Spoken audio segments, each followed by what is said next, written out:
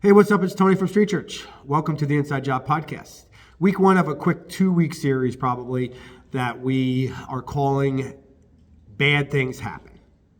I know it's not a warm and fuzzy title. It's not a super encouraging title, but the truth is, if there's anything that being involved in Street Church has taught me over the years, inner city ministry, it's that bad things happen in people's lives, really bad things that destroy their lives, devastate their lives.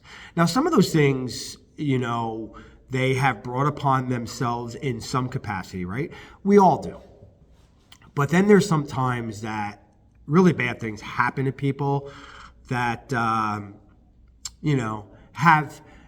have no stake at it, in it at all, that have done nothing, in other words, to bring it upon themselves. And they destroy their lives. And I think a popular misconception in a lot of people's minds is that we are living right now in the land of the living, and we're eventually heading one day into the land of the dying. When in actuality, it's the opposite, right? We're living in the land of the dying, and we are eventually heading into the land of the living, of the everlasting. And if Jesus was right when he said, "In this world you will have trouble," he didn't suggest that you may have trouble, you could have trouble, take it to the bank. In this world, you will have trouble. If that was true, and it is true, then that means that bad things happen. And because of that, I feel so obligated to be what Jesus said that we already are in Matthew chapter 5. Notice, in Matthew chapter 5, when he's giving the greatest sermon ever, right, the Sermon on the Mount, he looks to his disciples and he says, "You are the salt of the earth, and you are the light of the world."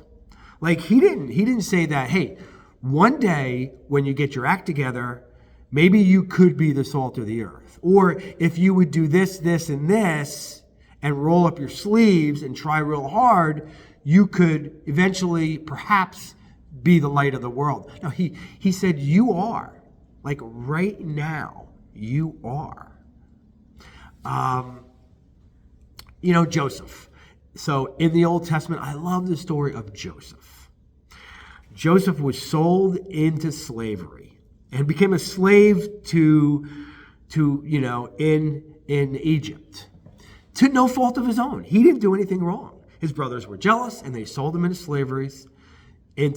He became a slave. He winds up in prison for several years. Again, he didn't bring it upon himself. He didn't do anything to deserve that. So, fast forward, he gets out of prison. He becomes the right-hand man to Pharaoh, right, in charge of the entire land. It turns out that there was a famine that was going to devastate the entire known world at that time.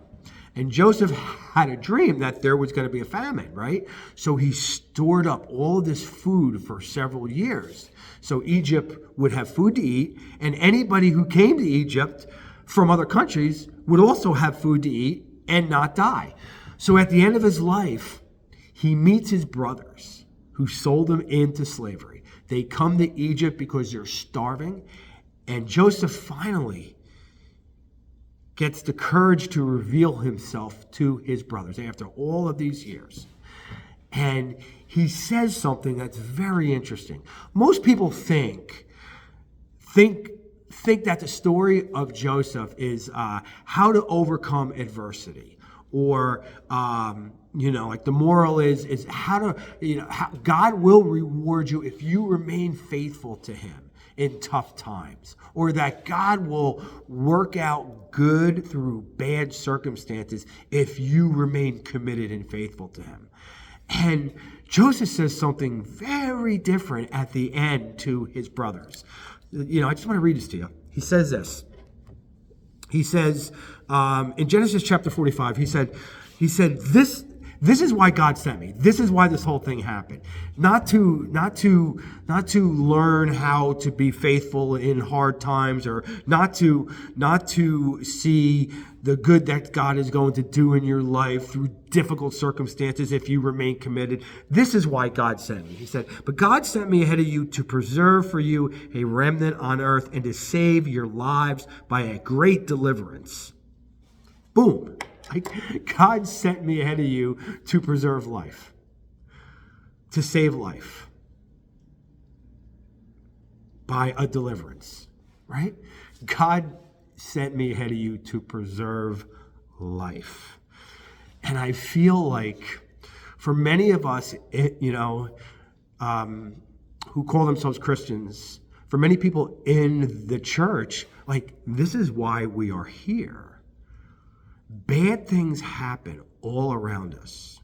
Like, I was just informed of a family that we ministered to in Trenton, who came to our ESL classes and several outreaches, and this horrible thing happened.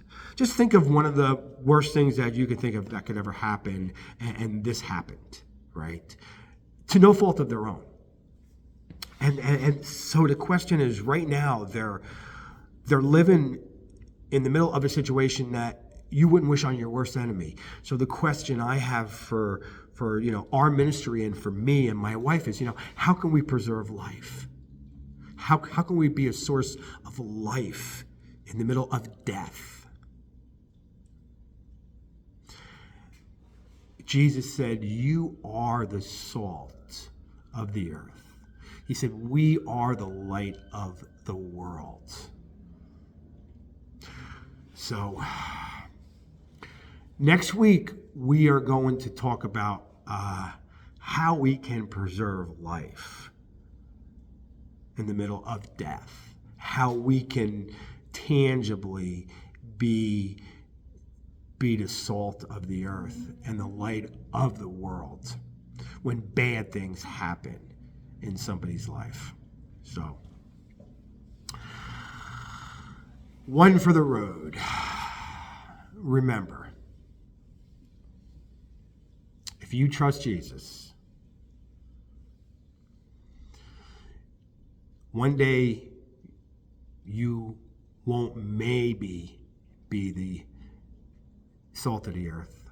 One day you won't maybe be the light of the world. You are, right now, in your current state, the salt of the earth and the light of the world.